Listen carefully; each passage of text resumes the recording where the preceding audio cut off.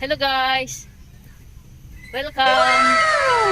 Ayan, nandito ako ngayon sa guys, sa Labrador Nature Reserve. Ayan. Titingnan na natin yung magandang view dito guys. Sa Labrador Park.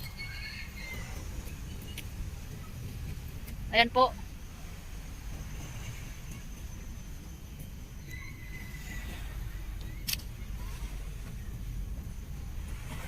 Maganda dito guys. Ayan, papakita ko sa inyo yung magandang view. View dito. Ayan, dagat.